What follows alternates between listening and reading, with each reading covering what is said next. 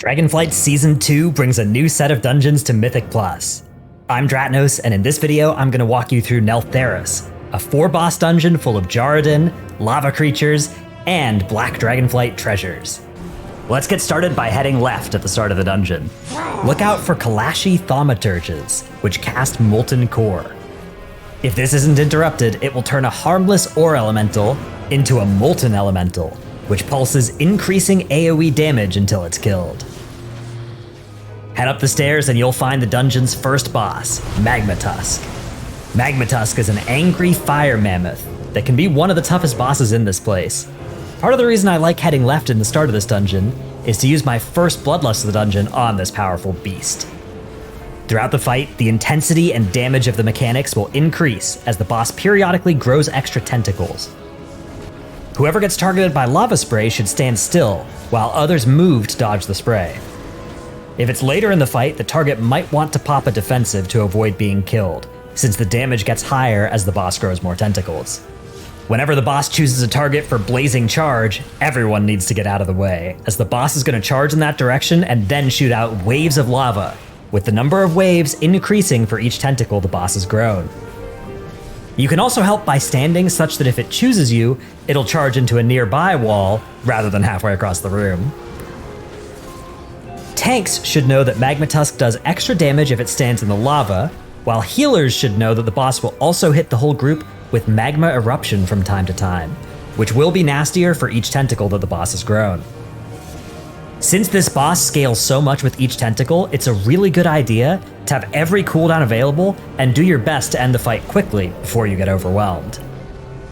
Over in the other wing of Neltharus, you'll encounter packs of Kalashi that include Kalashi Hunters, which throw binding spears that make a brown swirly on the ground.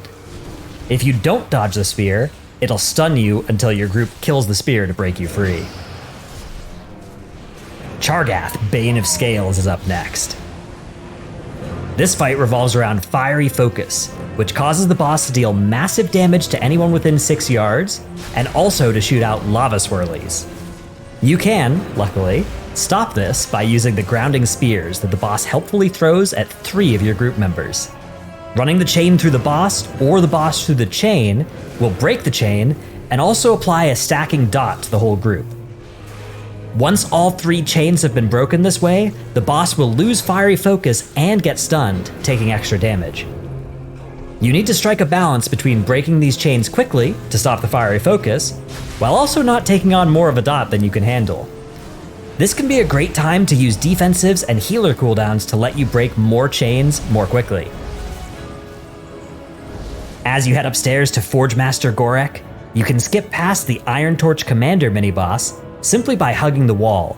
Even if you plan to kill this enemy, this can be a good idea if your bloodlust is ready and you want to rush to the boss to use it.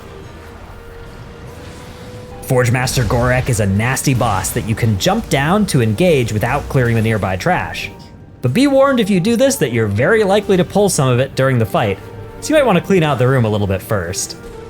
This boss frequently jumps to his anvil and casts Might of the Forge, which blasts everyone for a ton of damage. He then follows this up with Blazing Aegis, which targets 3 players, does some damage to them, leaves behind a dot, and also spawns swirlies around them. These players should spread and pop a defensive if their health hasn't been topped before the Aegis hits them. Heated swings will blast your tank for a bunch of damage and then knock them away. After a brief delay, the boss is going to leap to the tank's location and do a bunch of damage to anybody that's still there, and also leave behind a fire puddle. Be very careful with this mechanic as the tank, because most tanks have a way to either get back quickly or not get knocked at all, but this can get other members of your group killed because the jump is still going to go off and will then be targeted in melee. If you have a skilled Dragon Isles blacksmith in your party, they can claim some of the Forge Master's power by using the shield left behind on the anvil after his death. After you've taken out all 3 of these bosses, the way will open to the end of the dungeon. Look out for the Kalashi Lavamancers, as these spawn adds if you don't quickly interrupt Molten Army. If you're short on count, you can always pick up some extra from either side of the last boss's arena. Just watch out for the frontal from the Kalashi Wardens. Warlord Sargha is a nasty boss that will reward you for talenting any extra curse dispels, as every time you interact with a pile of treasures, you'll get a stack of a dot. The boss will spawn ads that fixate random players and leave behind trails of fire. But the main mechanic of this fight is Magma Shield, when the boss will shield itself and start pulsing AoE damage. You can use the treasures from around the room to break this shield. Each treasure is slightly different in how they work, but they can all be used to deal massive damage to the shield. Once you break it, the boss will be stunned and take extra damage. Keep those ads and their fire trails under control, keep healing or dispelling the curses, and keep using the treasures to break those shields as fast as you can, and before you know it, the boss will be dead. That's it for this video. We hope you've enjoyed it and are ready to face the Kalashi beneath the Obsidian Citadel.